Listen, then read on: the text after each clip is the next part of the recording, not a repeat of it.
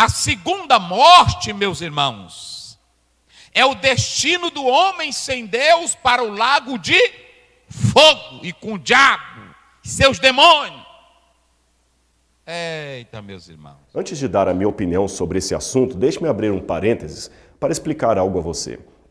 Eu não partilho da ideia de que o fogo eterno do Apocalipse seria uma fogueira que ficará queimando para todo sempre sobre os ímpios. Que história é essa de que o fogo do inferno não queima para sempre? Você já escutou sobre isso? Será que o inferno é um lugar transitório, onde as pessoas passam por lá e depois saem? E a morte eterna? Ela existe ou não existe? Eu vim compartilhar com vocês hoje duas pregações. A primeira do pastor Osiel Gomes, da Assembleia de Deus, e a segunda do pastor Rodrigo Silva.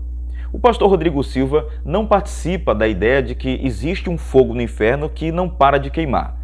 Na ideia do pastor, o fogo do inferno existe, contudo não vai queimar para sempre. Já o pastor Osiel Gomes, da Assembleia de Deus, acredita que o fogo do inferno é eterno sim, e que não cessa de queimar, e que o castigo perdura por toda a eternidade.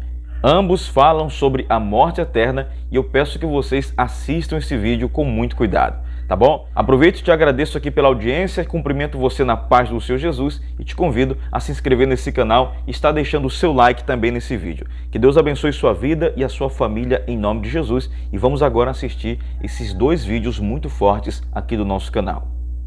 O homem é pó e ao pó retornarás. Ou seja, ele passa a receber, devido à queda, a morte física. Deixa eu dizer uma coisa para os irmãos. Mesmo sendo crente, mesmo tendo promessas, o crente vai sofrer a morte física. Todos os santos do Velho Testamento estão vivos entre nós? Todos os santos dos dias de Jesus estão entre nós? Eles morreram, sofreram a morte física. É por isso que nós citamos aí Gênesis 2,17, Romanos 5,12. Essa é a morte física. Enquanto Jesus não vier buscar a igreja e transformar esse corpo em um corpo incorruptível, crente e descrente sofrem a morte física. Todos vocês precisam entender isso. Só que há uma coisa: o crente não sofre nem a morte espiritual, o crente que vai para o céu, que é fiel, e nem a morte eterna. Ele só pode sofrer a morte física. Entenderam? Então o crente aqui na terra, ele sofre a morte física porque vai ter um processo ainda escatológico. Aquilo que o Senhor veio restaurar com a morte dele vai acontecer em um segundo plano. Então você pode observar que essa vida física é o fim da vida natural que vem com a queda. E os crentes... Agora, vamos ver como é que Paulo encarava a morte física. Vai lá, Filipenses 1:23, coloca aí. Olha como ele encarava a morte física.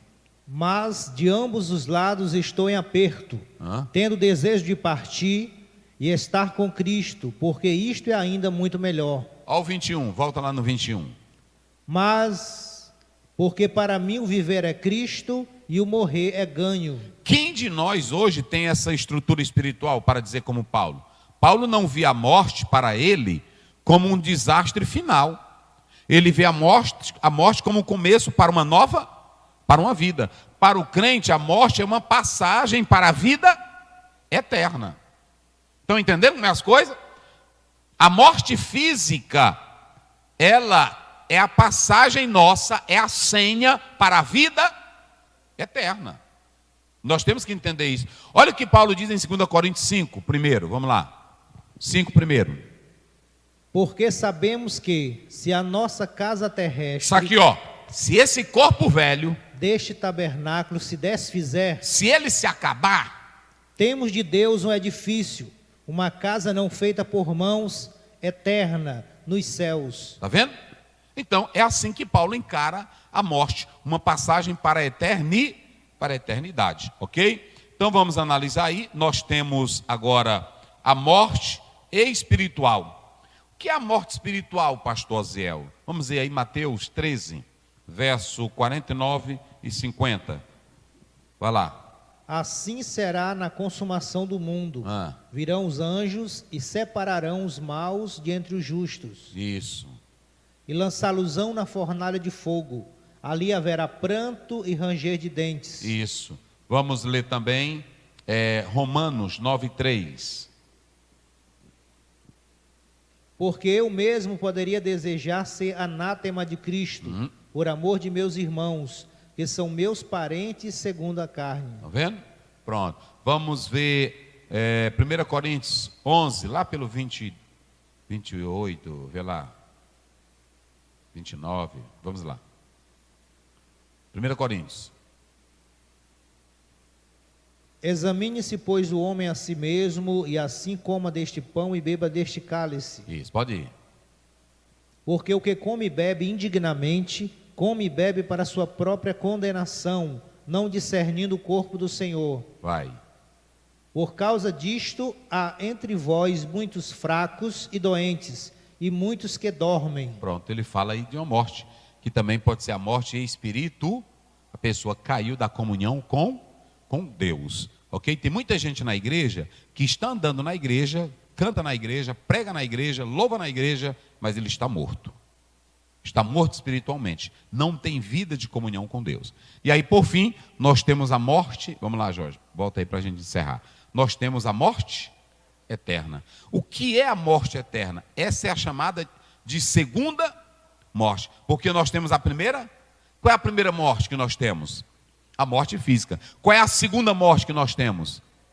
A espiritual, separação. Porque tem pessoas aqui na terra que se afastam de Deus, pecam, e eles têm morte espiritual, estão fracos, estão sem se congregar. Então é a morte espiritual. Agora, nós lemos Romanos 9:3, não lemos? Leu? Pronto. Então o que é que acontece? Acontece que essa morte espiritual, ela é uma separação não eterna. Se a pessoa se arrepender, voltar para Deus, vai ter comunhão com Deus. Agora, a segunda morte, observem que a igreja de Esmirna, coloque lá o versículo, Apocalipse 2:11, essa igreja, alguns morreram lá. Alguns morreram, sofreram morte física, mas sofreram morte espiritual? Não. Por que não sofreram morte espiritual? Porque mesmo em meio às ameaças, eles não largaram a Cristo. Sofreram morte, a segunda morte? Não, porque há uma promessa, eita irmão, há uma promessa para aquele que permanecer fiel, ainda que perca a vida nesta terra, por causa de Cristo, mas não sofre o dano da segunda morte. Eita glória. Aí por isso que ele está dizendo, quem tem ouvidos ouça o que o Espírito diz às igrejas. O que vencer não receberá o dano da segunda morte. É promessa, meus irmãos. É por isso que eu sou o seguinte, irmão, olha, eu luto para mim ser crente. Tem gente que na igreja inventa um bocado de coisa, pregador. Mas a mensagem é essa daqui. Pastor, você vai receber carro, eu não estou me importando. Vai receber uma casa, eu não estou me importando. Isso aí se acaba. Não é assim? Você vai ganhar na Mega Sena, não estou me importando. Tudo se acaba. Olha o que Jesus disse para essa igreja: vocês terão uma tribulação de 10 dias, e alguns serão até mortos. Eita, mas aquele que vencer, ou seja, em meio à morte física, à dor, à perseguição, aquele que vencer não sofrerá o dano da segunda morte, ou seja, vai ter vida eterna com Cristo Jesus, o Filho de Deus. Eita, coisa boa. E tem muitos aqui que estão ganhando as coisas da vida, mas não vai ganhar a vida de lá. Vocês entenderam agora? Aí observem bem, que aí Jesus fala isso. E essa segunda morte, sabe o que é a segunda morte? É que tu vai estar separado de Deus para toda a eternidade, porque tu viveu aqui na terra sem prestar para Deus. A segunda morte, meus irmãos, é o destino do homem sem Deus para o lago de fogo e com o diabo e seus demônios. Eita, meus irmãos. O dano Volta lá, Jorge. O dano, pastor Zé, o dano dessa segunda morte, o que é? É que tu quis, por tua vontade, se separar de Deus, não quis comunhão com a palavra, não quis comunhão com Deus. Agora tu vai sofrer o dano da segunda morte, que é, na verdade, o teu destino para o inferno, que é a separação total de Deus. É o lago de fogo, é o castigo eterno. Eita, lê aí Mateus 10, 28. Olha aí, 10, 28. Um dia desse eu preguei sobre isso aí. Vocês podem acompanhar lá. E não temais os que matam o corpo. Olha aí, tem uns que só matam o corpo. E não podem matar a alma. Não mata a alma porque a alma é imortal, ela não morre. Vai. Temei antes aquele que pode fazer perecer no inferno a alma e o corpo. Ah, e essa alma ele está dizendo, aquele é a pessoa que vai ficar lá no inferno para todo sempre. Esse é o dano da segunda morte. Ô meu irmão, vamos lutar. Essa mensagem aqui de morte tem muita glória não.